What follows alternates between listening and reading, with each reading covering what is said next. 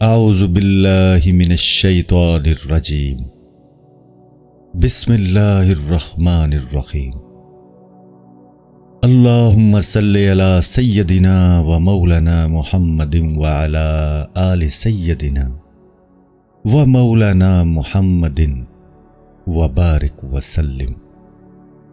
اصل دہم، غفلت، گمراہی اور غرور کا علاج۔ اے عزیز، معلوم ہونا چاہیے کہ جو کوئی سعادت آخرت سے محروم رہا، اس کا سبب یہ تھا کہ وہ راہ الہی پر نہیں چلا، اور نہ چلنے کا سبب یہ تھا کہ یا تو اس نے اس راستے کو جانا ہی نہیں یا جان نہ سکا، یعنی اس کو قدرت نہ تھی کہ اس راہ کو جان سکے، اور اس نادانی کا موجب یہ تھا کہ وہ خواہشات کے ہاتھوں میں اسیر رہا اور شہوت و خواہش پر غالب نہ آ سکا، اور نہ جاننے کی وجہ یہ تھی کہ وہ غفلت میں مبتلا رہا اور راہ کو گم کر دیا، یا راستہ پر قدم رکھنے کے بعد کسی پندار اور گھمنڈ میں مبتلا ہو کر راستہ سے بھٹک گیا، اور وہ شقاوت اور بدبختی جو عدم قدرت کی وجہ سے پیدا ہوتی ہے اس کا ذکر کیا جا چکا ہے، اور ایسی شقاوت اور بدبختی جو نادانی و جہل کی بدولت پیدا ہوتی ہے، اس کی بابت ہم بیان کرتے ہیں۔ ایسے لوگوں کی مثال جو قدرت نہ ہونے کے باعث اس راستہ سے رہ گئے ہیں، اس شخص کی طرح ہے جس کو راستہ طے کرنا ضروری ہے، لیکن راستہ میں بہت سے نشیب و فراز ہیں اور راہ رو ضعیف ہے، اور وہ بلندی کو عبور نہیں کر سکتا۔ راہ کے یہ نشیب و فراز جاہ و مال اور نفسانی خواہش ہے، جن عقوبات کا ہم نے ذکر کیا ہے۔ تو کوئی شخص تو ایسا ہوگا کہ گھاٹی کو عبور کر سکتا ہے، لیکن دوسری گھاٹی کو عبور کرنے سے عاجز اور درماندہ ہے، اور کوئی ایسا ہوگا کہ وہ دو گھاٹیوں کو عبور کرے اور تیسری کو عبور نہ کر سکے، اور ظاہر ہے کہ جب تک تمام گھاٹیوں سے پار نہ ہو جائے منزل مقصود کو نہیں پہنچ سکتا۔ شقاوت کے اقسام۔ وہ شقاوت جس کا باعث اور موجب نادانی ہو، تین قسم کی ہے۔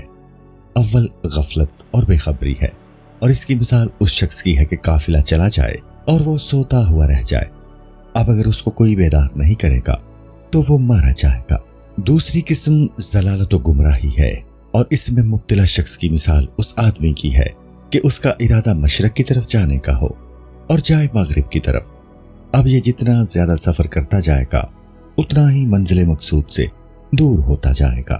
اس کو ضلال بعید کہتے ہیں، یعنی عظیم گمراہی۔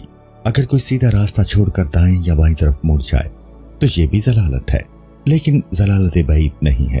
شقاوت کی تیسری قسم غرور و پندار ہے۔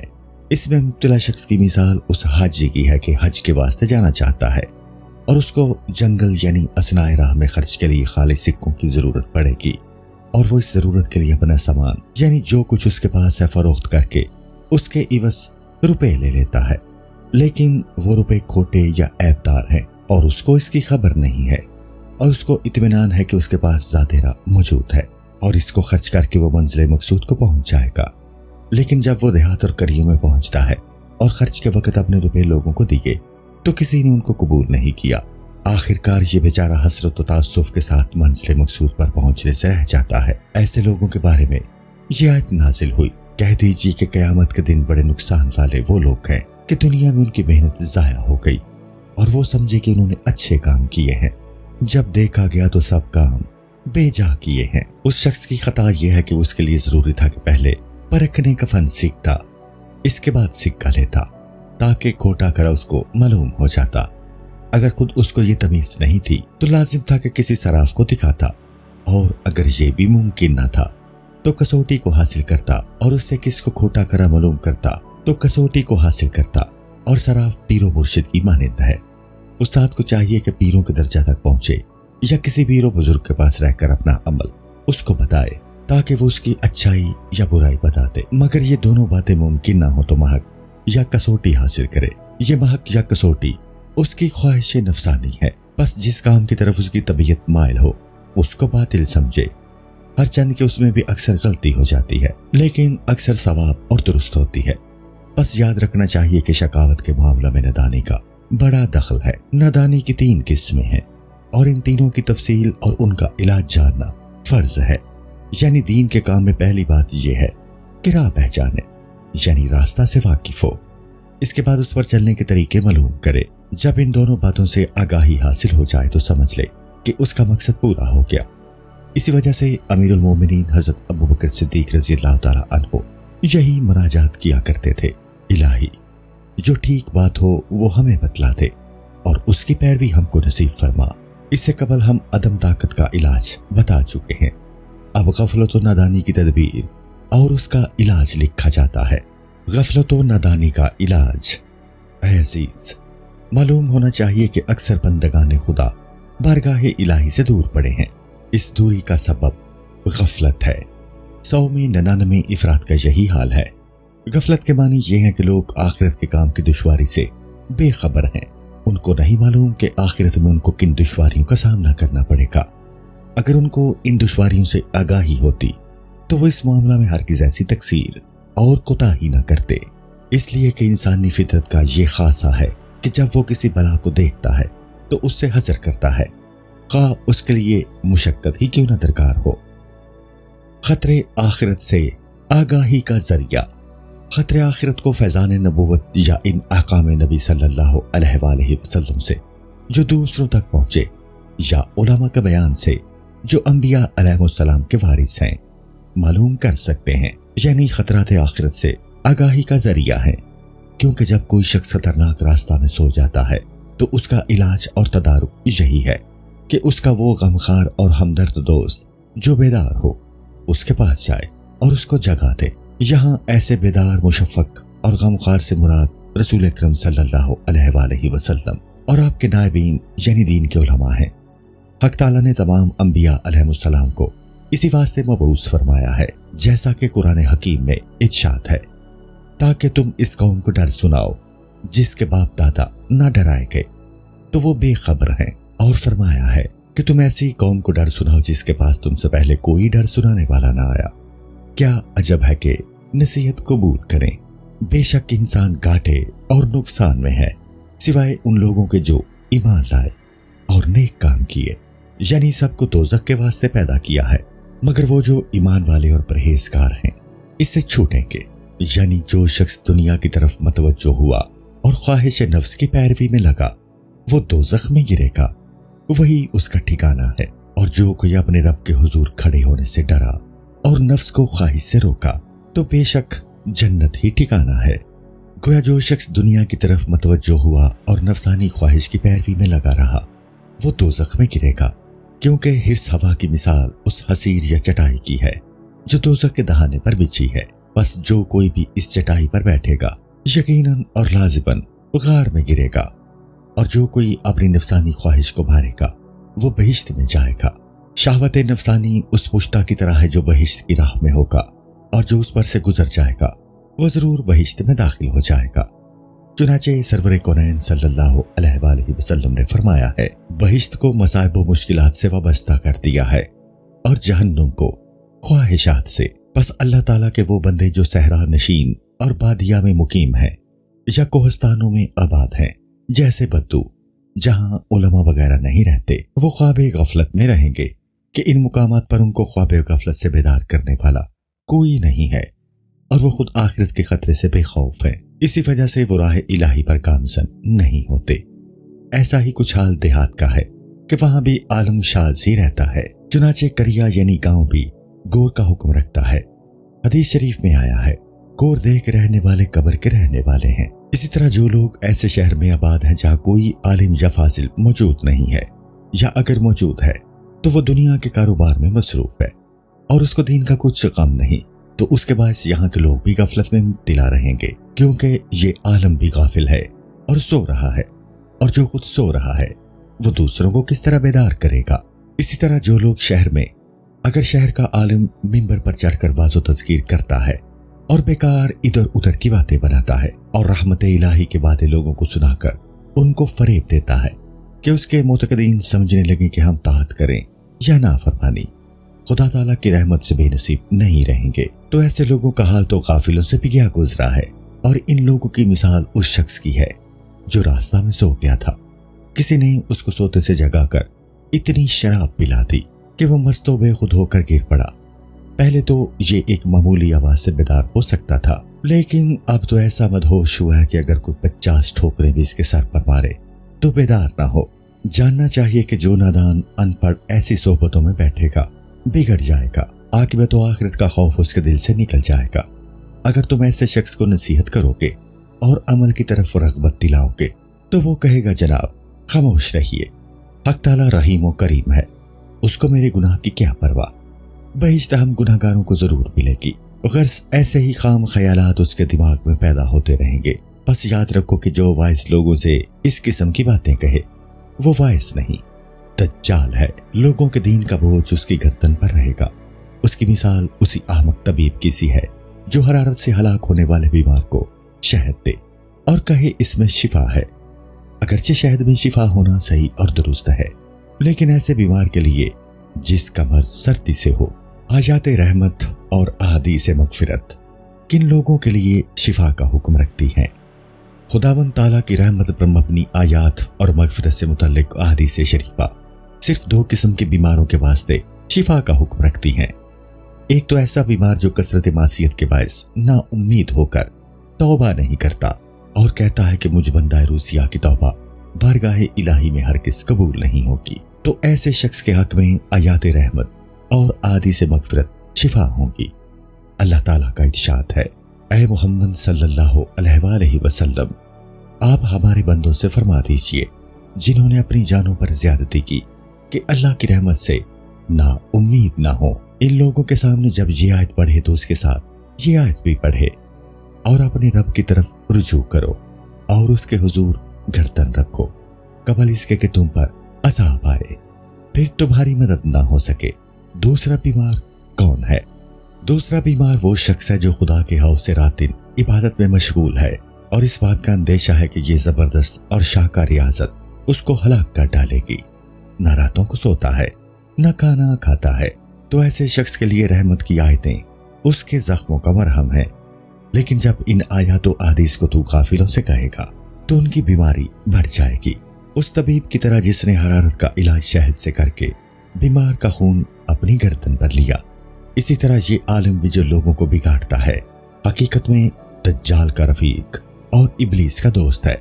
जिस शहर में ऐसा आलिम सू मौजूद है तो इबलीस को वहां जाने की हाजत ही नहीं है, क्योंकि वो आलिम खुद बतौर उसके नायब के वहां मौजूद है।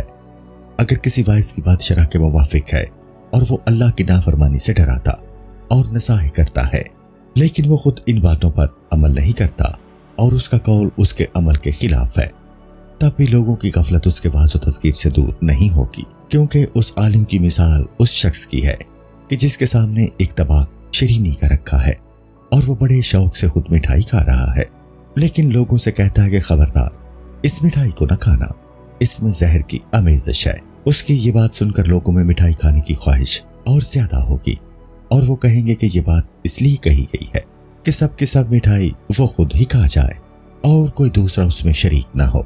आलिम का कौल और अमल दोनों शरअ के मुवाफिक हैं और उसका रवैया बुजुर्गान सल्फ जैसा है, तो गाफिल लोग उसका वाज सुनकर जरूर ख्वाब गफलत से बेदार होंगे।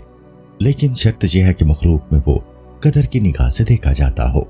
अगर ऐसी कदर मंजिलत नहीं है, बल्कि कुछ थोड़े लोग उसके कहने पर अमल करते हैं और कुछ लोग उसे गुरेज करते हैं और गफलत में गिरफ्तार हैं, तो ऐसे आलिम को लाजिम है कि हत्तल मकदूर ऐसे लोगों की गफलत दूर करने में कोशिश करे, उनके घर जाए और अल्लाह ताला की तरफ उनको बुलाए।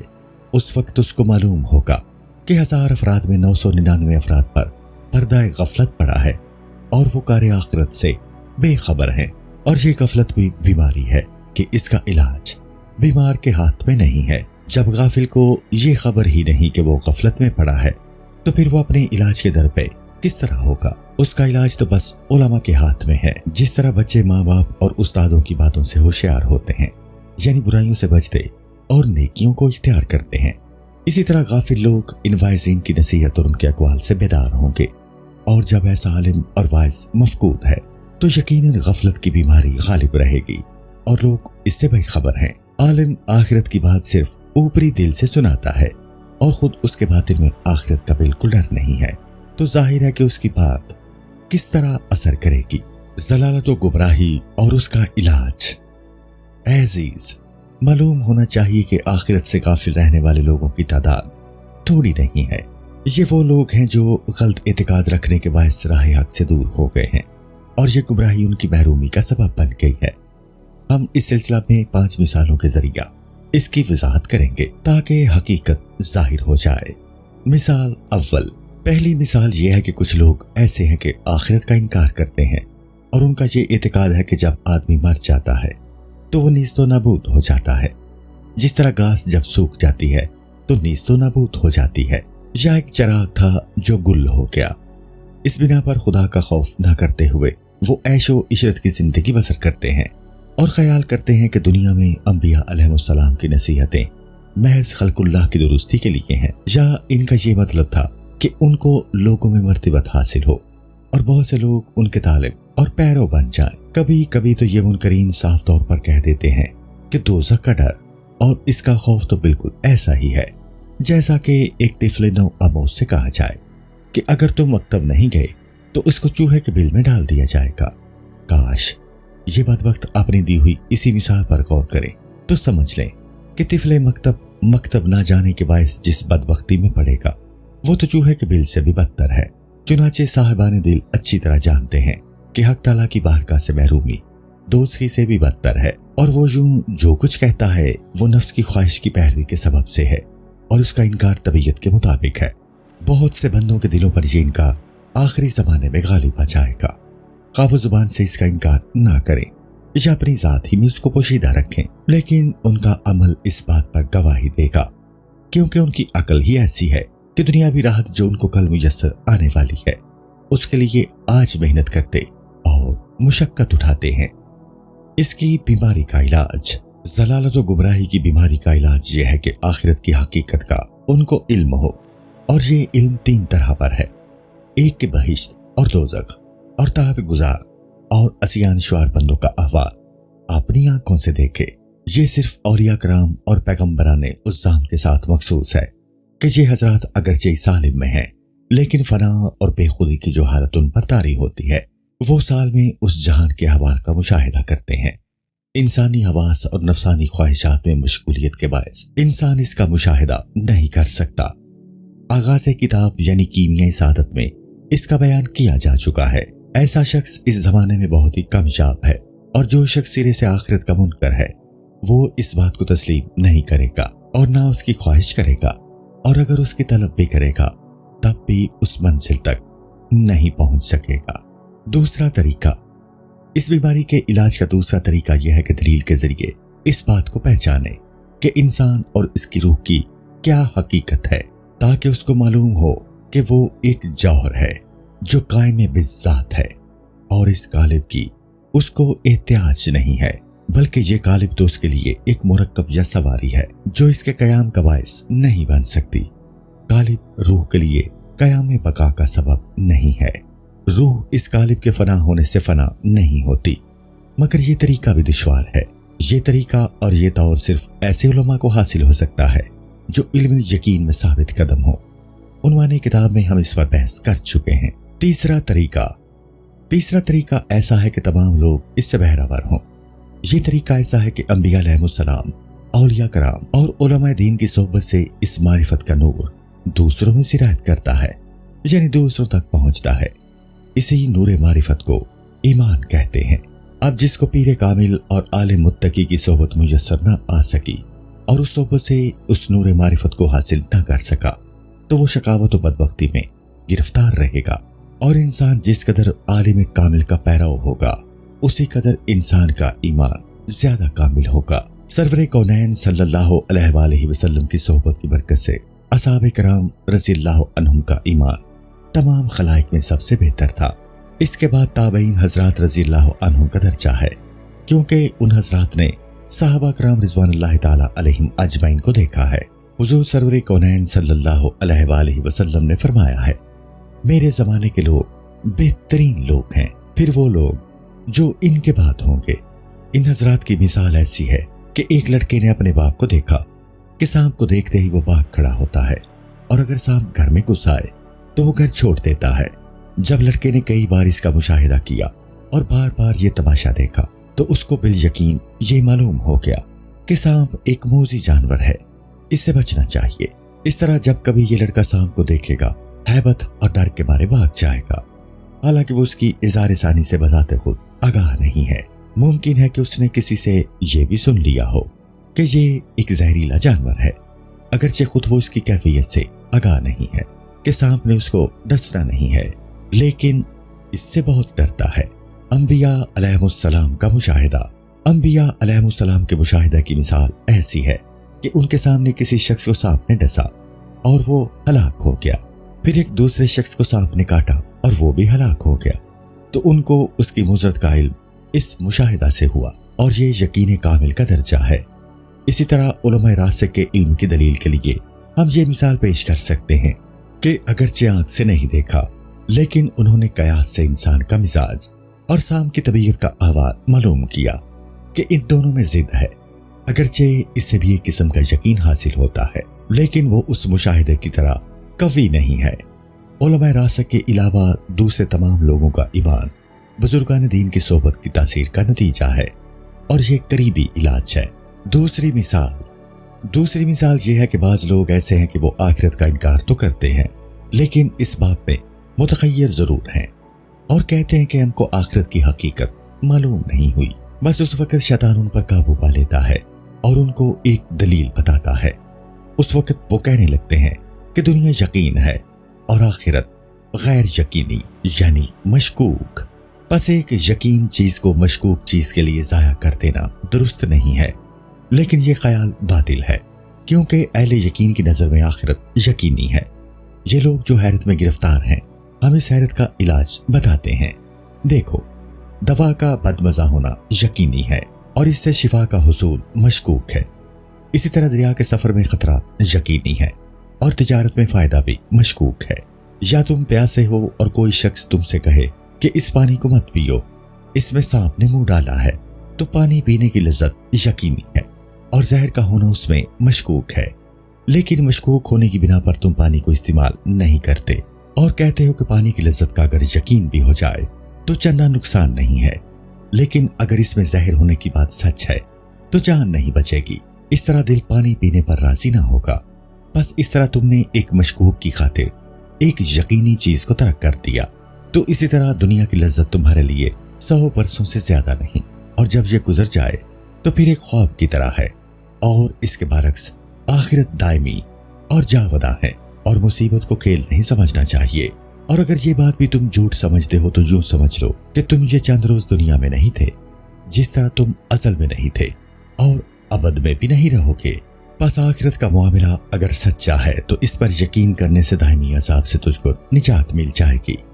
اس بنا پر حضرت امیر المومنین علی مرتضیٰ رضی اللہ تعالیٰ عنہ نے ایک ملحد سے فرمایا تھا کہ اگر حقیقت میرے اعتقاد کے مطابق ہے تو پھر ہم سب آخرت کے عذاب سے چھوٹے اور آزاد ہوئے، اور اگر ایسا نہیں ہے بلکہ اس کی حقیقت ہے تو اس صورت میں صرف ہم عذاب آخرت سے بچے اور تو دوزخ میں جائے گا۔ تیسری مثال یہ ہے کہ بعض لوگ جو آخرت پر ایمان رکھتے ہیں یہ کہتے ہیں کہ دنیا نقد ہے اور آخرت نسیہ ہے، اور نقد نسیہ سے ہمیشہ بہتر رہا ہے۔ وہ اتنا نہیں جانتے کہ نقد ادھار سے اسی وقت بہتر ہو سکتا ہے کہ دونوں ہم مقدار ہوں، لیکن ادھار اگر 1000 ہو اور نقد اس کے مقابل 1 ہو تو پھر ادھار ہی بہتر ہوا۔ چنانچہ مخلوق کے اکثر کام اسی بنیاد پر ہیں۔ اگر کوئی اتنی بات بھی نہیں پہچانتا تو وہ گمراہی میں مبتلا رہے گا۔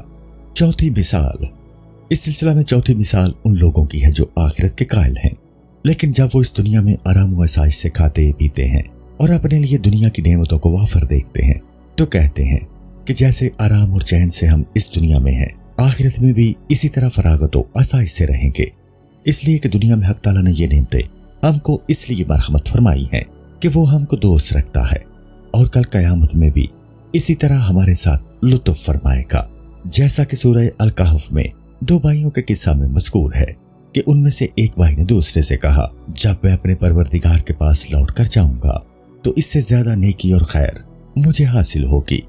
یہ سن کر دوسرے بھائی نے کہا، میرے لیے پروردگار کی طرف سے نیکیاں ہوں گی۔ اس خیال کا علاج یہ ہے کہ وہ یوں سمجھے کہ کسی کا ایک فرزند عزیز ہے اور ایک خوار و ذلیل غلام ہے، بیٹے کو وہ تمام دن مکتب کی قید اور استاد کی زجر و توبیخ میں گرفتار رکھتا ہے، اور غلام کو آزاد و مختار رکھتا ہے کہ وہ اپنا تمام دن لہو و لعب میں گزارے، جس طرح چاہے اپنا دن گزارے، کیونکہ غلام کی بدبختی اور بے رافی کی اس کو پرواہ نہیں۔ بس اگر غلام یہ خیال کرتا ہے کہ میرے آقا نے مجھے دوستی اور محبت کی بنا پر یہ آزادی دے رکھی ہے اور اپنے بیٹے سے زیادہ وہ مجھے پیار کرتا ہے، تو یہ محض حماقت ہے۔ سنت الہی یہ ہے کہ وہ اپنے دوستوں کو دنیا کی نعمتوں سے محروم رکھتا ہے اور دشمنوں کو عطا کر دیتا ہے، تو اس شخص کے عیش و آرام کے مانند ہوگا کہ اس نے سستی اور کاہلی کے باعث بیج نہیں بویا۔ ظاہر ہے کہ وہ پھل بھی حاصل نہ کر سکے گا، یعنی کھیتی نہیں کاٹ سکے گا۔ پانچویں مثال، اس سلسلہ میں پانچویں مثال اس شخص کی ہے جو یہ کہتا ہے کہ حق تعالیٰ کریم و رحیم ہے اور وہ ہر ایک کو بہشت عطا کرے گا۔ ایسا خیال کرنے والا بے وقوف ہے، وہ یہ نہیں سمجھتا کہ اس سے زیادہ رحمت اور کیا ہوگی کہ اس کو ایسے اسباب فراہم کر دیے ہیں کہ وہ دانہ زمین میں بوئے اور ایک دانے کے عوض 70 دانے حاصل کرے، یعنی تھوڑے دن عبادت میں مشغول رہ کر عبدالآباد کی عظیم بادشاہی حاصل کرے۔ اگر تمہارے ذہن میں رحمت و کرم کے یہ معنی ہے کہ بغیر بوئے تم کھیتی کاٹ لو، تو اس صورت میں دنیا کے اندر زراعت و تجارت اور روزی کی طلب تم کیوں کرتے ہو؟ بس آرام سے بیٹھے رہو کہ حق تعالیٰ رحیم و کریم ہے اور اس کو اس بات پر قدرت حاصل ہے کہ بغیر بیج بوئے اور محنت کے بغیر وہ سبزی یعنی کھیتی اگا سکتا ہے۔ اور ظاہر ہے کہ تم ایسے کرم کے قائل نہیں ہو، بلکہ تجارت کرتے ہو، زراعت کرتے ہو تاکہ روزی حاصل کر سکو، باوجود کہ اس نے ارشاد فرمایا ہے زمین میں کوئی جنبش کرنے والا ایسا نہیں ہے جس کا رزق اللہ تعالیٰ اس کو نہ پہنچاتا ہو۔ تو پھر آخرت کے بارے میں تم ایسا کیوں خیال کرتے ہو؟ حالانکہ اللہ تعالیٰ نے ارشاد فرمایا ہے انسان کے لیے وہی کچھ ہے جو اس نے کوشش اور تدبیر کی ہے۔ بس تیرا ایسا اعتقاد جس کی تفصیل اوپر گزری حد درجہ گمراہی ہے۔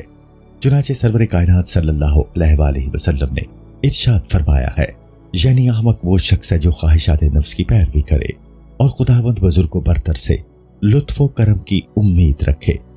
اس کی مثال اس شخص کی ہے جو بغیر نکاح کے یا مباشرت کیے بغیر یا مباشرت کے بعد عزل کرے، یعنی فرج سے باہر انزال کرے اور پھر فرزند کی امید رکھے، تو ایسے شخص کو احمق ہی کہا جائے گا، اگرچہ اللہ تعالیٰ بغیر نطفہ کے فرزند پیدا کرنے پر قادر ہے۔ اس کے برعکس جو شخص مباشرت کرتا ہے اور نطفہ فرج میں پہنچا دیتا ہے اور پھر وہ اللہ تعالیٰ سے امید رکھتا ہے کہ وہ حمل کی آفات سے محفوظ رکھ کر اس کو فرزند عطا فرمائے گا، تو ایسا شخص یقیناً دانا ہے۔ اسی طرح اگر کوئی شخص ایمان نہ لائے اور عمل صالح نہ کرے اور پھر نجات کی امید رکھے تو وہ بڑا نادان ہے۔ ہاں جو شخص ایمان لایا اور عمل صالح بھی کیے اور پھر خداوند تعالیٰ کے فضل و کرم کا امیدوار ہو کہ موت کے وقت اس کو آفات سے سلامت رکھے اور وہ با ایمان قبر میں جائے، تو ایسا شخص عاقل ہے۔ جو لوگ یہ کہتے ہیں کہ حق تعالیٰ نے ہم کو دنیا میں فراغت و آسائش سے رکھا ہے لہٰذا آخرت میں بھی آسائش و فراغت عطا فرمائے گا کہ خداوند تعالیٰ رحیم و کریم ہے، تو ایسے لوگ حق پر مغرور ہیں۔ اور جو لوگ یہ کہتے ہیں کہ دنیا نقد ہے اور یقین ہے اور آخرت نسیہ اور شک ہے یعنی مشکوک ہے، تو یہ لوگ دنیا پر پھولے ہوئے ہیں یعنی دنیا پر مغرور ہیں۔ حق تعالیٰ نے دونوں باتوں سے بچنے کا حکم دیا ہے اور ارشاد فرمایا ہے اے لوگو جو کچھ اللہ نے تم سے وعدہ کیا ہے وہ حق ہے کہ جو نیکی کرے گا اس کو آخرت میں نیک بدلہ ملے گا اور جو بد کرے گا اس کو برا بدلہ ملے گا۔ یاد رکھو دنیا پر مغرور مت ہونا اور خدا کو بھول نہ جانا۔ پندار اور اس کا علاج۔ معلوم ہونا چاہیے کہ ارباب گمان اور صاحبان پندار دھوکے میں پڑے ہیں، اور ان لوگوں کا وصف یہ ہے کہ یہ لوگ اپنے عمل کے بارے میں نیک گمان رکھتے ہیں، یعنی ان کو گمان ہے کہ ان کا عمل بارگاہ ایزدی میں مقبول ہے اور اس کے نقصان سے غافل ہیں۔ ان کو کھوٹے اور کھرے کی تمیز نہیں ہے، کیونکہ ان لوگوں نے پرکھ کا ہنر نہیں سیکھا۔ ان لوگوں نے صرف ظاہری صورت اور رنگ پر دھوکہ کھایا ہے، حالانکہ جو لوگ علم کے مطابق عمل کرتے ہیں اور غفلت و گمراہی سے باہر نکل آئے ہیں ان میں بھی 100 میں 99 نے فریب کھایا ہے۔ چنانچہ حدیث شریف میں آیا ہے کہ قیامت کے دن حضرت آدم علیہ السلام سے کہا جائے گا کہ تم اپنی اولاد میں سے جو دوزخی ہیں ان کو الگ کر دو۔ آدم علیہ السلام دریافت کریں گے کہ کس قدر لوگوں میں سے کتنے لوگوں کو نکالوں؟ اس وقت حکم ہوگا کہ 1000 میں سے 999 کو الگ کرو۔ یہ تمام اگرچہ ہمیشہ دوزخ میں نہیں رہیں گے لیکن کچھ عرصہ اس کی آگ میں ضرور رہیں گے۔ ان لوگوں میں کچھ اہل غفلت ہیں، کچھ ارباب ضلالت ہیں اور چندے فریب خوردہ لوگ اور بعض ہوا و حوث میں گرفتار لوگ ہیں اور وہ خود اس بات کو جانتے ہیں کہ وہ تقصیر وار ہیں۔ ارباب پندار کے فرقے۔ ارباب پندار بے شمار ہیں اور ان کے طبقوں کا شمار کرنا دشوار ہے، لیکن یہ سب طبقے ان 4 طبقوں سے خارج نہیں ہوں گے۔ پہلا طبقہ علماء کا ہے، دوسرا عابدوں کا، تیسرا صوفیوں کا اور چوتھا توانگروں کا۔ پہلا طبقہ اہل پندار میں علماء کا ہے۔ ان میں سے بہت سے لوگ ایسے ہیں جنہوں نے تمام عمر علم میں صرف کر دی ہے تاکہ بہت سے علوم و فنون حاصل کریں، لیکن یہ لوگ عمل میں کوتاہی کرتے ہیں، اپنے ہاتھ، آنکھ، زبان اور شرمگاہ کو معصیت سے نہیں بچاتے اور یہ خیال کرتے ہیں کہ وہ علم میں ایسے درجہ پر پہنچ گئے ہیں جہاں پہنچنے والوں کو عذاب نہیں دیا جاتا اور ان کے عمل کی پرسش نہیں ہوگی، بلکہ دوسرے ہزاروں لوگ ان کی شفاعت سے دوزخ سے نجات پائیں گے۔ ایسے عالموں کی مثال اس بیمار کی ہے کہ اس کو جو بیماری لاحق ہے اس کا حال اس نے کتاب میں پڑھا اور تمام رات بار بار اس کا مطالعہ کرتا رہا اور نسخہ پر نسخہ لکھتا رہا۔ دوا اور پرہیز دونوں سے خوب واقف ہے، لیکن دوا کسی طرح نہیں کھاتا اور دوا کے کڑوے ہونے پر صبر نہیں کرتا، یعنی دوا کڑوی ہے اس لیے نہیں پیتا۔ اس صورت میں دوا کی تعریف بار بار پڑھنے سے اس کو نفع کب ہو سکتا ہے؟ حق تعالیٰ کا ارشاد ہے، قد افلح من تزکا، اس نے فلاح پائی جو پاک ہوا، اور مزید ارشاد فرمایا، اور جس نے نفس کو خواہشات سے باز رکھا وہ بہشت میں داخل ہوگا۔ ارشاد تو یہ فرمایا گیا ہے کہ فلاح اس شخص کے لیے ہے، اس سے یہ مقصد تو نہیں کہ جس نے پاکی کا علم سیکھ لیا اس کے لیے فلاح ہے، یا بہشت میں وہ شخص داخل ہوگا جو اپنی خواہشات کے خلاف کرے، نہ ایسا شخص جس نے یہ معلوم کر لیا کہ خواہشات کے خلاف ضرور کرنا چاہیے۔ اگر کسی سادہ لوگوں کے دل میں ان احادیث شریفہ کے باعث جو علم کی فضیلت میں وارد ہوئی ہیں یہ خیال خام پیدا ہو تو ایسا شخص ان احادیث کو کیوں پڑھتا جو علماء سوء یعنی برے عالموں کے بارے میں آئی ہیں۔ قرآن حکیم میں ایسے شخص کی مثال ایسے گدھے سے دی گئی ہے جس کی پیٹھ پر کتابیں رکھی ہوئی ہیں اور کتے کے مشابہ بھی فرمایا گیا ہے۔ حضور اکرم صلی اللہ علیہ وآلہ وسلم فرماتے ہیں، احادیث نبوی صلی اللہ علیہ وآلہ وسلم، عالم بد یعنی سو کو دوزخ میں اس طرح پھینکیں گے کہ اس کی پیٹھ اور گردن ٹوٹ جائے گی اور آتش دوزخ اس کو اس طرح پھرائے گی جس طرح گدھا چکی کو پھراتا ہے۔ سب دوست کی اس کے پاس آ کر دریافت کریں گے کہ تو کون ہے اور تجھ پر یہ کیسا عذاب ہے؟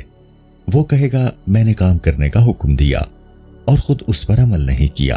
حضور سرور کونین صلی اللہ علیہ وآلہ وسلم نے یہ بھی فرمایا ہے، قیامت کے دن سب سے زیادہ عذاب اس عالم کو ہوگا جس نے علم کے مطابق عمل نہیں کیا۔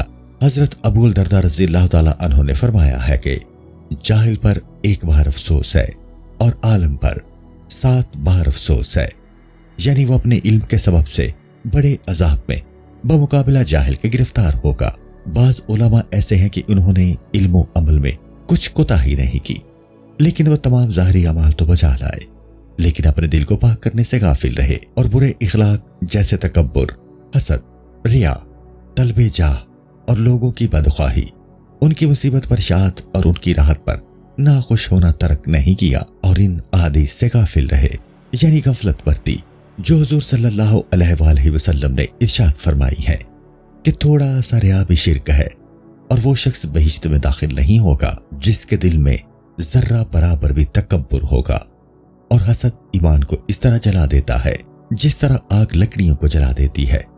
حضور صلی اللہ علیہ وآلہ وسلم نے یہ بھی ارشاد فرمایا ہے کہ اللہ تعالیٰ تمہاری صورتیں نہیں دیکھتا بلکہ وہ تمہارے دلوں کو دیکھتا ہے۔ ایسے علماء کی مثال ایسے شخص کی طرح ہے جس نے ایسی زمین میں بیج بویا ہو جس میں گھاس اور کانٹے اگے ہوئے ہوں۔ اس کو لازم ہے کہ پہلے گھاس اور کانٹوں کو جڑ سے اکھاڑ پھینکے تاکہ اس کی کھیتی قوت پکڑے، لیکن وہ گھاس کو اوپر سے کاٹ ڈالتا ہے اور اس کی جڑیں زمین میں یوں ہی چھوڑ دیتا ہے۔ اس طرح وہ جس قدر گھاس کو کاٹے گا وہ اتنی ہی اور بڑھے گی۔ یہی حال برے اعمال کی جڑ برے اخلاق کا ہے، چاہیے کہ پہلے ان کو اکھاڑیں۔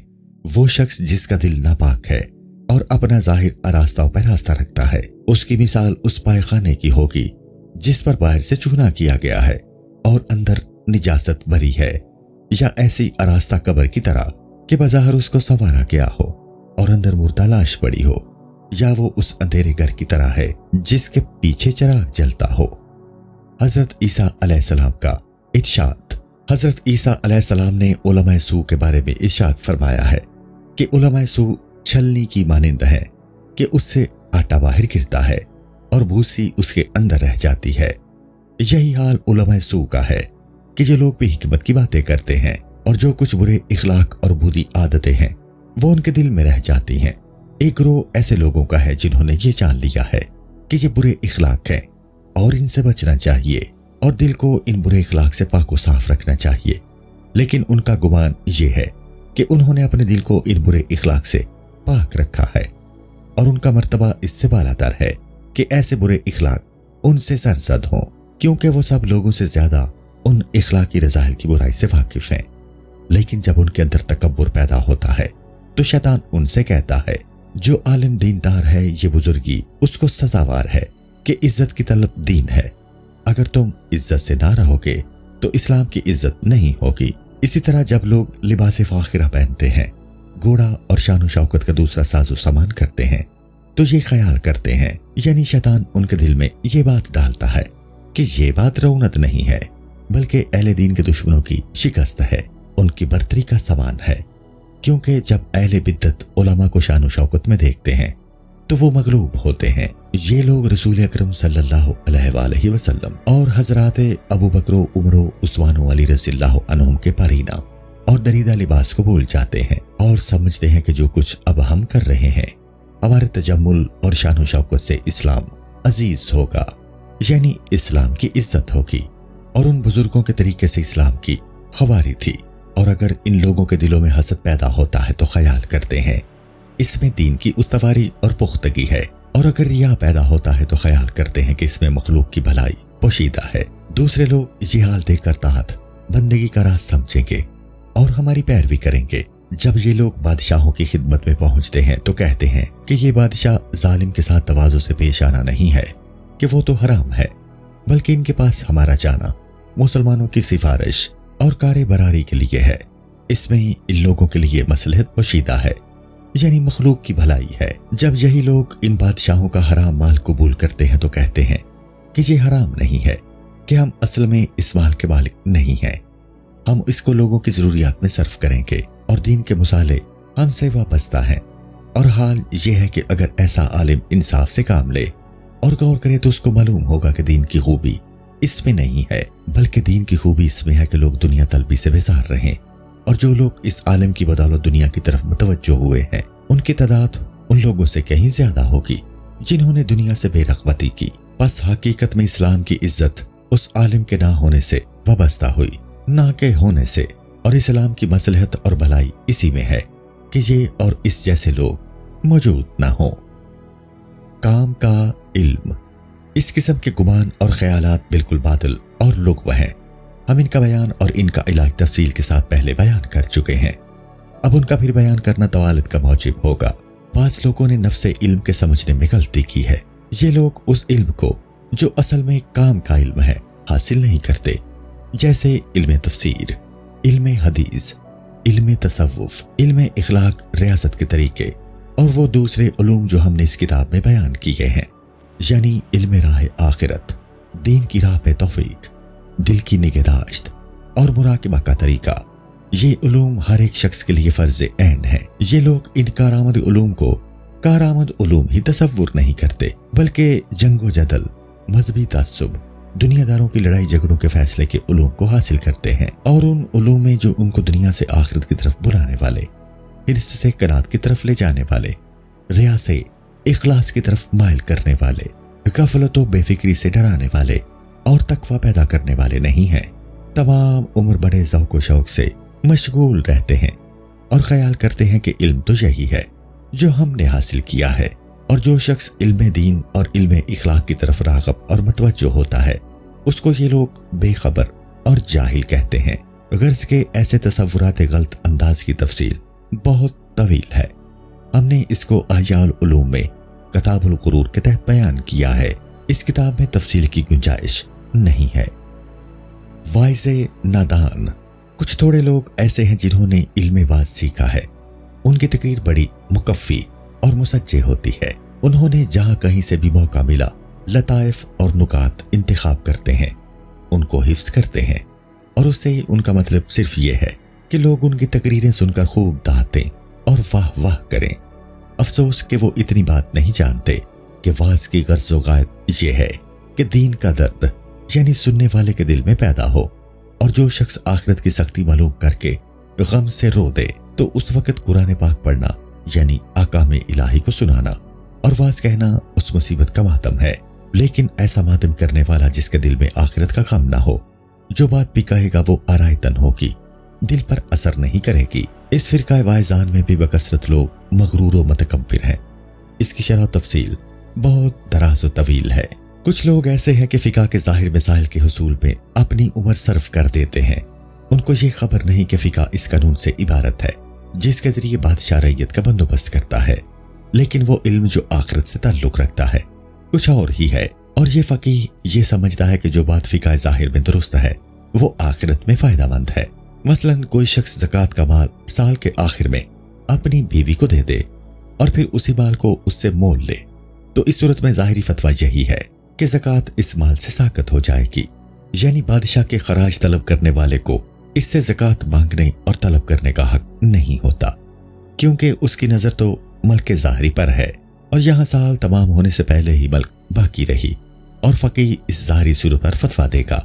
لیکن ایسا کرنے والا اتنا نہیں جانتا کہ وہ اس شخص کی مانند ہے جو بالکل زکوٰۃ نہیں دیتا ہے، بس وہ خداوند تعالیٰ کی نارضامندی میں مبتلا ہوگا۔ وجہ یہ ہے کہ بخل مہلک ہے اور زکوٰۃ سے بخل کی نجاست جاتی رہتی ہے۔ مال زکوٰۃ کے بعد طاہر ہوتا ہے اور بخل اس آدمی کو ہلاک کرتا ہے جو اس کی اطاعت کرتا ہے، اور اس شخص کا اخیر سال میں بیوی کو مال دینا بخل کی اطاعت کرنا ہے۔ جب بخل ایسے نیک کام انسان پر غالب ہو تو ضرور ہلاکت میں ڈالے گا، اس کو نجات کیوں کر حاصل ہوگی۔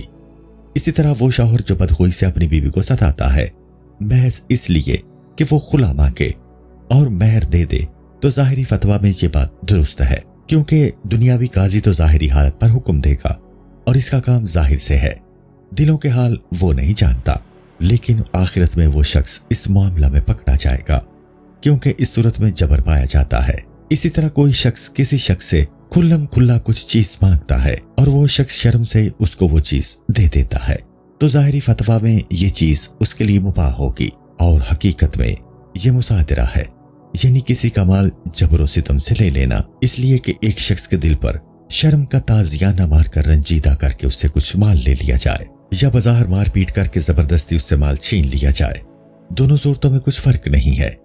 اسی طرح کی بہت سی مثالیں موجود ہیں، اور وہ شخص جو فقہ ظاہری کے علاوہ اور کچھ نہیں جانتا وہ اسی گمان میں مبتلا ہے جس کا ہم نے ذکر کیا ہے۔ وہ دین کے پہلو سے ان حقائق پر نظر نہیں کرتا۔ طبقہ دوم، یہ دوسرا طبقہ زاہدوں اور عابدوں کا ہے۔ اس طبقہ میں بھی اہل پندار بہت ہیں۔ ان میں ایک گروہ ہے جو اپنے فضائل کے باعث بہت سے فرائض کی بجاوری سے محروم رہتا ہے۔ مثلا ایک شخص طہارت کے وسوسہ میں اس طرح مبتلا رہا کہ نماز اس کے وقت پر ادا نہیں کی، یا ماں باپ اور احباب سے درست کلامی کرتا ہے، یا پانی کے نجس ہونے کا گمان بعید اس کے لیے گمان قریب میں بدل گیا ہے۔ وہ جب کھانا کھانے کے لیے بیٹھتا ہے تو سمجھتا ہے کہ تمام چیزیں اس میں حلال موجود ہیں۔ ہو سکتا ہے کہ اس گمان کے تحت وہ کبھی حرام محض کو بھی استعمال کر لے، بغیر جوتے کے پاؤں کبھی زمین پر نہیں رکھتا، لیکن مال حرام خوب کھاتا ہے۔ اس شخص نے صحابہ کرام رضی اللہ عنہم کی سیرت کو بالکل فراموش کر دیا ہے کہ حضرت عمر رضی اللہ تعالیٰ عنہ نے فرمایا ہے کہ ہم نے حرام کے خوف سے 70 حلال چیزوں کو ترک کر دیا ہے۔ اس احتیاط کے باوجود آپ نے ایک موقع پر ایک نصرانیہ کے برتن سے وضو فرمایا۔ ان نادان لوگوں نے احتیاط لقمہ پر احتیاط طہارت کو مقدم کر دیا ہے۔ اگر کوئی شخص دھوبی کے دھوئے ہوئے کپڑے کو پہنتا ہے تو سمجھتے ہیں کہ اس شخص نے بڑی تقصیر کی ہے، حالانکہ حضور سرور کونین صلی اللہ علیہ وآلہ وسلم نے وہ کپڑا پہنا ہے جو کفار نے ہدیتاً آپ کو بھیجا۔ اسی طرح صحابہ کرام رضی اللہ عنہم کافروں کے وہ کپڑے استعمال کرتے تھے جو مال غنیمت میں ان کو ملتے تھے، اور کہیں ایسی کوئی روایت موجود نہیں کہ ان حضرات نے ان کپڑوں کو دھو کر پہنا ہے، بلکہ یہ حضرات مال غنیمت میں حاصل شدہ کافروں کے ہتھیار باندھ کر نماز پڑھا کرتے تھے، اور کوئی بھی یہ نہیں کہتا تھا کہ ان ہتھیاروں کو جو پانی دیا گیا ہے یعنی جس پانی میں بجھایا گیا ہے یا جو لک لاگ اس میں ڈالی گئی ہے ناپاک ہو، یا جو چمڑا اس پر چڑھایا گیا ہے وہ مدبوغ یعنی دباغت کیا ہوا نہ ہو، لہذا ناپاک ہے۔ بس جو شخص پیٹ، زبان اور دوسرے اعضاء کے باب میں تو احتیاط نہ کرے اور صرف طہارت کے سلسلہ میں اس قدر مبالغہ کرے تو شیطان ہی اس پر ہنسے گا، بلکہ اگر کوئی شخص یہ شرائط بجا لا کر پانی کے استعمال میں اسراف کرے یا نماز کا اول وقت وسوسوں میں گزار کر نماز ادا کرے تو ایسا شخص بھی مغرور ہے۔ ہم نے باب الطہارت میں ان تمام شرطوں کو بیان کر دیا ہے، لہذا یہاں ان کا اعادہ نہیں کریں گے۔ بعض لوگ ایسے ہیں کہ نماز کی نیت کے وسوسہ کے باعث بلند آواز سے نیت کرتے ہیں اور ہاتھ جھٹکتے ہیں، اور احتمال ہے کہ ان وسوسوں میں کبھی پہلی رکعت ہی فوت ہو جائے۔ افسوس کہ ان کو یہ نہیں معلوم کہ نماز کی نیت بھی قرض ادا کرنے اور زکوٰۃ ادا کرنے کی نیت کی طرح ہے، اور کوئی شخص بھی محض وسوسہ کی بنا پر قرض یا زکوٰۃ دوبارہ ادا نہیں کرتا۔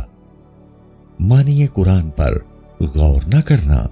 بعض لوگ ایسے ہیں کہ سورہ فاتحہ کے حروف کی ادائیگی کے سلسلہ میں ان کو وسوسہ رہتا ہے، چاہتے ہیں کہ اچھے اور صحیح مخرج سے ادا کریں، اور نماز میں ان کا خیال بس اسی طرف رہتا ہے، حالانکہ قرآن کریم کے معنی کا خیال رکھنا ضروری تھا کہ الحمد کے وقت سراپے شکر بن جائے، ایاک نعبد کے وقت توحید الہی اور عجز و بندگی میں مستغرق ہو جائے، اور جب اہدنا کہے تو تضرع و زاری میں مصروف ہو جائے۔ لیکن اس کے برعکس یہ عابد چاہتا ہے کہ ایاک اچھے مخرج سے ادا ہو۔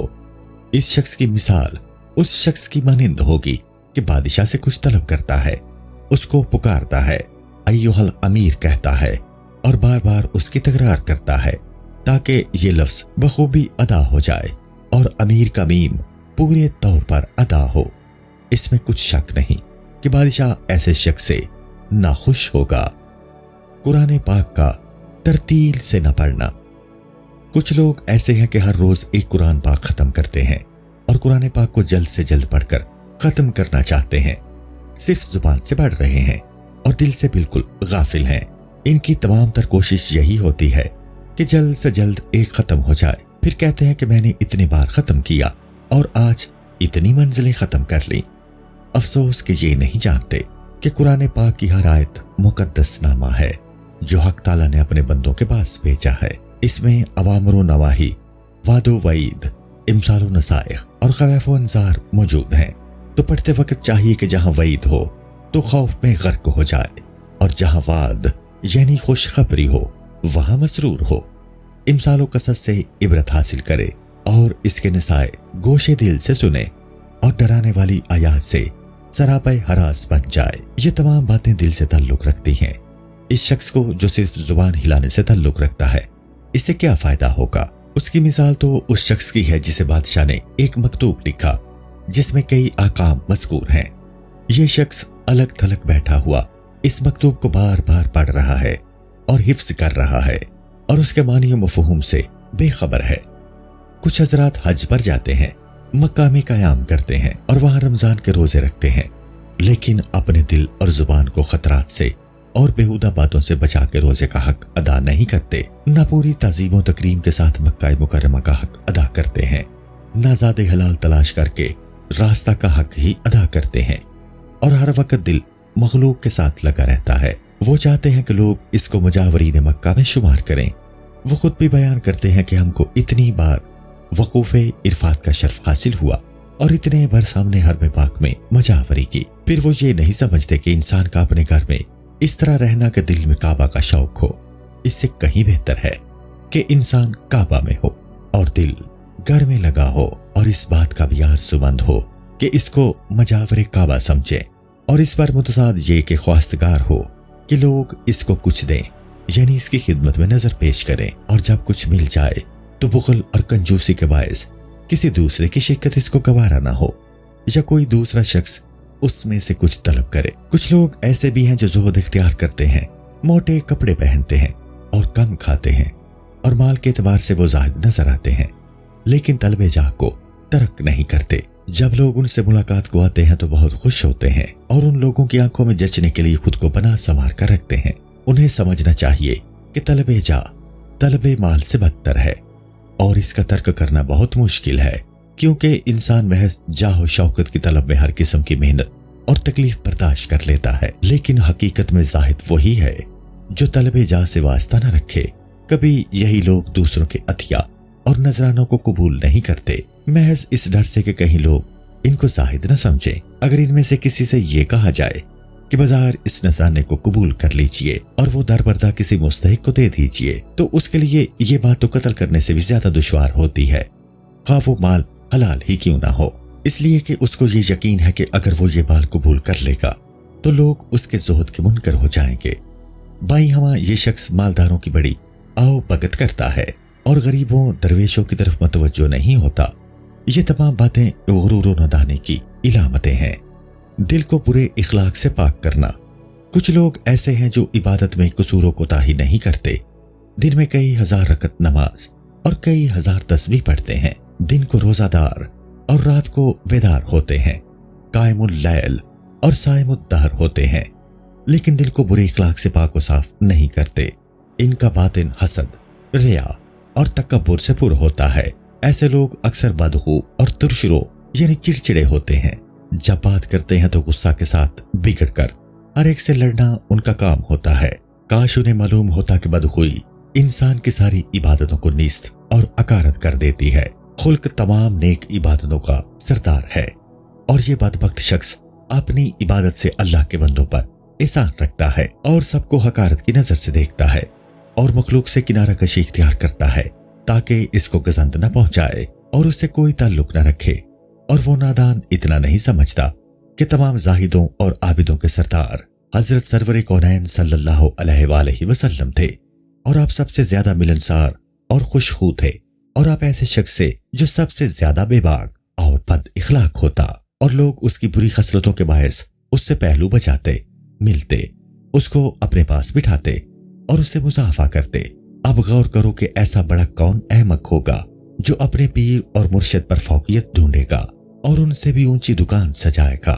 یہ سادہ لو عقل سے کورے حضرت سرور کونین صلی اللہ علیہ وآلہ وسلم کا دین اختیار کر کے آپ ہی کی سیرت کے خلاف عمل کرتے ہیں، تو اس سے بڑی حماقت اور کون سی ہوگی؟ طبقہ سوم۔ تیسرا گروہ صوفیہ کا ہے۔ جتنا غرور و تکبر اس گروہ میں ہے کسی گروہ میں نہیں ہوگا۔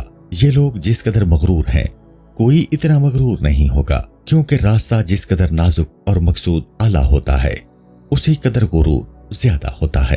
چونکہ تصوف کا راستہ بہت باریک و نازک اور مقصد بہت اعلیٰ ہے، اسی قدر ان میں غرور زیادہ ہے۔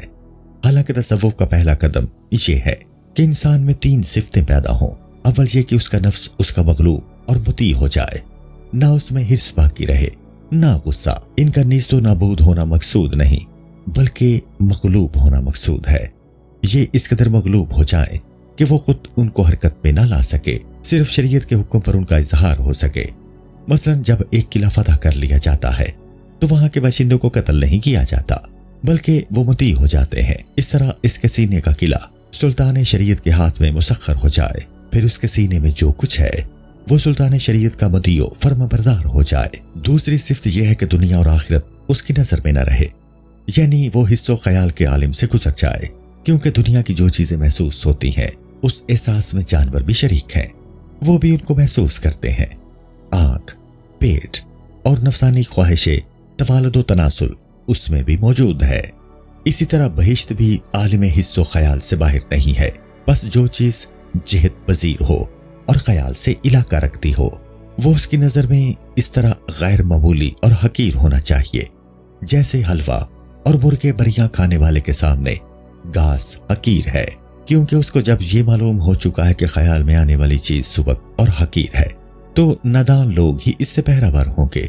اس لیے فرمایا گیا ہے، یعنی اکثر اہل جنت سادہ لو ہیں۔ تیسری صفت یہ ہے کہ جلال و جمال الہی اس کو اس طرح محیط ہو جائیں کہ جہت و مکان اور حس و خیال سے اس کو سروکار نہ رہے، بلکہ خیال اور حس اور علم کی جو ان دونوں یعنی خیال اور حس سے وجود میں آتا ہے بالکل خبر نہ رہے۔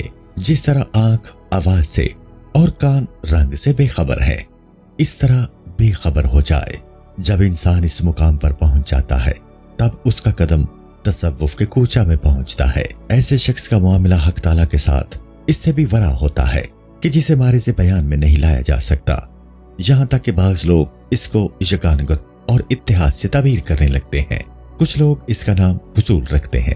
جس کا قدم علم میں راسخ نہیں ہوتا تو ایسی حالت اس کو جب پیش آتی ہے تو وہ اس کو بخوبی یعنی صحیح طور بیان نہیں کر پاتا۔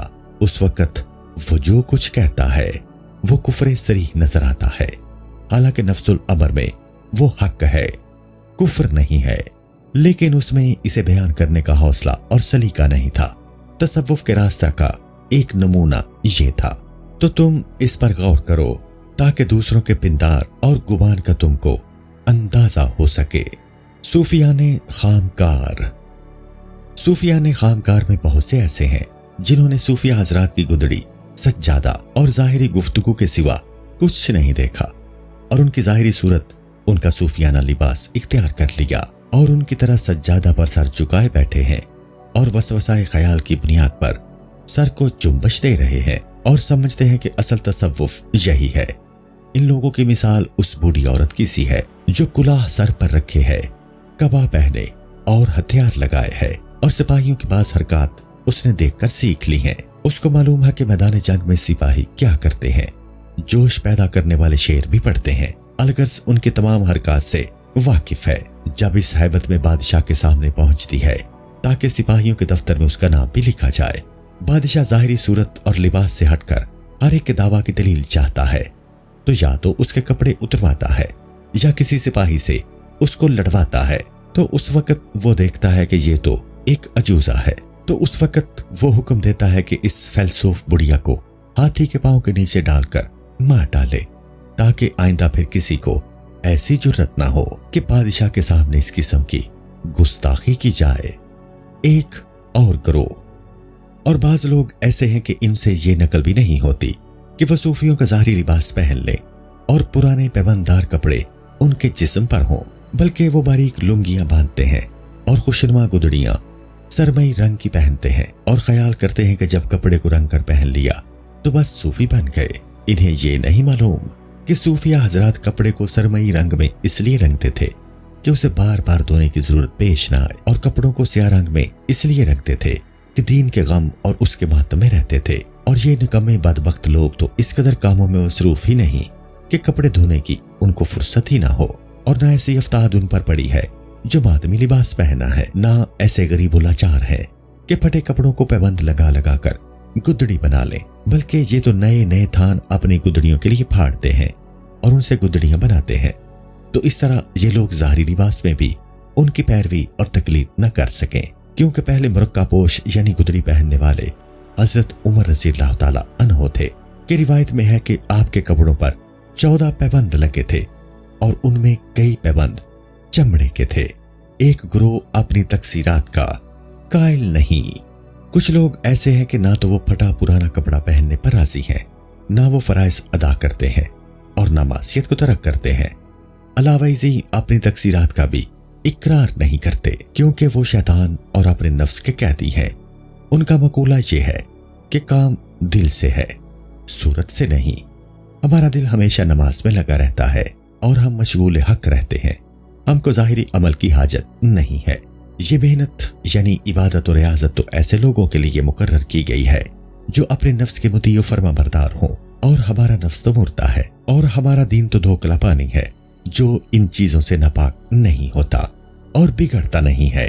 یہ لوگ جو عابدوں کو دیکھتے ہیں تو کہتے ہیں ان مزدوروں کو مزدوری نہیں ملے گی، اور جب عالموں پر نظر پڑتی ہے تو کہتے ہیں یہ تو کیل و کال میں بند ہے، ان کو حقیقت کا علم کہاں ہے۔ ایسے لوگ اور ایسا گروہ واجب القتل ہیں اور کافر ہیں، ان کا خون بے اجماع امت مباح ہے، یعنی ان کا مار ڈالنا اجماع امت سے مباح ہے۔ کچھ ایسے لوگ ہیں جو مومنوں کے خدمتگار ہیں، یعنی ان کی خدمت میں لگے رہتے ہیں، اور اس خدمت کا حق یہ ہوتا ہے۔ خدمت اس وقت حقیقی خدمت سمجھی جاتی ہے کہ آدمی ان پر اپنا جان و مال فدا کر دے اور ان مخدوموں کی خدمت میں خود کو بھی بھول جائے، یعنی ان کے عشق میں اس کو اپنا بھی ہوش نہ رہے۔ پھر جب کوئی انہی میں سے ان صوفیوں کے وسیلہ سے مال پیدا کرے اور مخلوق کو اپنا تابع بنائے تو اس کا مقصد یہ ہوتا ہے کہ اس کا نام بطور خدمتگار دور و نزدیک مشہور ہو جائے کہ یہ فلاں صوفی صاحب کا خدمتگار ہے، اور اس طرح لوگ اس کی بھی تعظیم کریں۔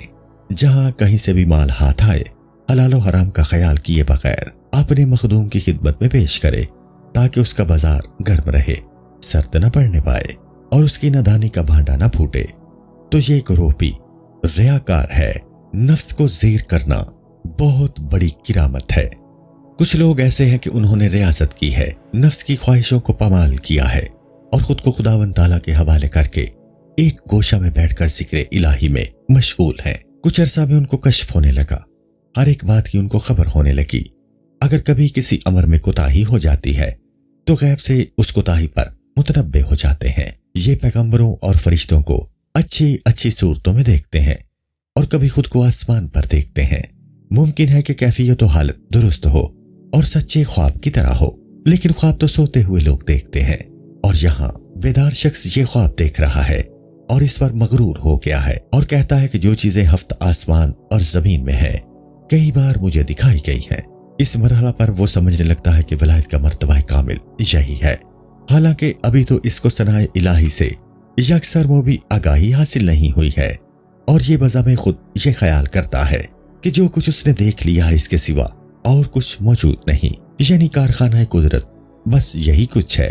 جب یہ حالت پیدا ہو جاتی ہے تو سمجھتا ہے کہ درجہ کمال کو پہنچ گیا، اور اس طرح مسرور و شادماں ہو کر طلب کمال یعنی عروج سے باز رہتا ہے۔ اور صورتحال یہ ہو سکتی ہے کہ وہ نفس جو مغلوب ہو گیا تھا قدرے زوراور ہو گیا ہو، اور یہاں اس کا قصور یہ ہے کہ جب ایسی چیزیں اس پر آشکار ہوئیں تو وہ اپنے نفس کے مکر سے بالکل بے خوف ہو گیا ہو اور خیال کر لیا کہ کمال کو پہنچ گیا۔ یہ ایک عظیم فریب اور غرور ہے، اس پر اعتماد نہیں کرنا چاہیے۔ ہاں، اعتماد اس وقت کیا جا سکتا ہے کہ جب اس کی طبیعت بالکل بدل جائے اور سراپا شرح کا مطیع بن جائے، اور اس قدر کہ کسی طرح کسی جہت سے بھی اس میں قصور نہ کرے۔ شیخ ابو القاسم کرکانی قدسرہ نے فرمایا ہے کہ پانی پر چلنا، ہوا میں اڑنا اور غیب کی خبریں دینا کرامت نہیں ہے، بلکہ کرامات یہ ہے کہ وہ شخص سراپا امر بن جائے، یعنی وہ شریعت کا مطیع و فرما پذیر ہو جائے، اس طرح کہ اس سے حرام کا صدور نہ ہو۔ یہ حالت اعتماد کے قابل ہے۔ اسی صورت میں اپنی حالت پر اعتماد کرنا روا اور درست ہے، لیکن ان امور کا ایک دوسرا پہلو بھی ہے، یعنی ممکن ہے کہ یہ تمام باتیں بظاہر کمالات شیطان کی طرف سے ہوں کہ شیطان کو ہی غیب کی خبر ہے۔ اسی طرح وہ لوگ جو کاہن کہلاتے ہیں وہ بہت سی آئندہ کی باتوں کی خبر دے دیتے ہیں اور ان سے عجیب عجیب باتیں ظہور میں آتی ہیں۔ بس قابل اعتماد حالت یہ ہے کہ احکام شریعت کی اطاعت میں خود کو محو کر دو۔ اس صورت میں اگر تم شیر پر سوار نہیں ہو سکتے تو پرواہ نہیں کہ تم نے غضب کے کتے کو جو تمہارے سینے میں چھپا بیٹھا ہے اس کو اپنے قابو میں کر لیا اور عاجز کر دیا، تو گویا تم نے شیر پر سواری کر لی۔ اگر تم غیب کی خبریں نہیں دے سکتے تو کوئی باک نہیں، اس لیے جب تم اپنے عجوب اور غرور نفس سے آگاہ ہو گئے اور اس کے مکر و فریب کا تم کو علم ہو گیا، تو چونکہ نفس کا عیب غیب ہے، اس کا نتیجہ یہ نکلا کہ تم غیب سے آگاہ ہو گئے۔ اگر تم پانی پر نہیں چل سکتے تو کچھ مذائقہ نہیں، ہوا میں نہیں اڑ سکتے تو کیا مذائقہ کہ جب تم دنیا پرستی کی وادیوں سے نکل آئے اور دنیا کے مشغلہ کو ترک کر دیا اور اس کے دندوں سے کوئی تعلق نہ رکھا، تو گویا تم نے ایک وادی کو طے کر لیا۔ اگر تم یک بار کی پہاڑ پر نہیں چڑھ سکتے تو کوئی باک نہیں، اس لیے اگر تم نے شبہ کے ایک دلوں کو ٹھکرا دیا تو گویا تم نے ایک گھاٹی یعنی ٹیکری کو پار کر لیا کہ حق تعالیٰ نے اس کو قرآن پاک میں ٹیلے اور عقبہ سے تعبیر فرمایا ہے۔ ارشاد ہے، یہ تھے اس پند اور غرور کے چند انواع جو مذکور ہوئے، ان کا پورا بیان توالت کلام کا موجب ہے۔ طبقہ چہارم تونگروں اور دولت مند حضرات کا ہے، ان میں بھی پندار والے بہت سے موجود ہیں۔ اکثر دولت مند مسجدیں، سرائیں اور پل بناتے ہیں اور مال خرچ کرتے ہیں۔ ہو سکتا ہے کہ انہوں نے ان تعمیرات میں حرام مال خرچ کیا ہو، لازم تو یہ تھا کہ وہ یہ پیسہ اصل مال والے کے حوالے کرتے، لیکن وہ اس کی بجائے تعمیر میں صرف کرتے ہیں۔ اس صورت میں معصیت اور زیادہ ہو جاتی ہے، حالانکہ وہ یہ سمجھتے ہیں کہ انہوں نے کارنامہ انجام دیا ہے۔ بعض لوگ اگرچہ اس راہ میں حلال مال خرچ کرتے ہیں، لیکن اس سے ان کی غرض ریا ہے، یعنی اگر ایک دینار بھی اس راہ میں خرچ کرتے ہیں تو چاہتے ہیں کہ ان کا نام عمارت پر کندہ کیا جائے، یعنی خشت پختہ پر تحریر کیا جائے۔ اگر کوئی اس پر راضی نہیں ہوتے، اس ریا کی ایک علامت یہ ہے کہ اس کے اقربا اور پڑوس میں بہت سے ایسے لوگ موجود ہیں جو روٹی کے محتاج ہیں، اگر یہ شخص یہ رقم ان کو دے دیتا تو افضل تھا، لیکن وہ اس بات کو قبول نہیں کرتا، کیونکہ کسی نادار شخص کی پیشانی پر یہ کس طرح لکھا جا سکتا ہے کہ یہ پختہ عمارت فلاں شخص نے، اللہ اس کی عمر دراز کرے، تعمیر کرائی ہے۔ نادار کی مدد میں شہرت کا پہلو نمایاں نہیں ہوتا، جبکہ مسجد، سرائے یا پل کی پیشانی پر کتبہ ذریعہ شہرت بنتا ہے۔ نقش و نگار اور تزئین مسجد پر صرف کرنا۔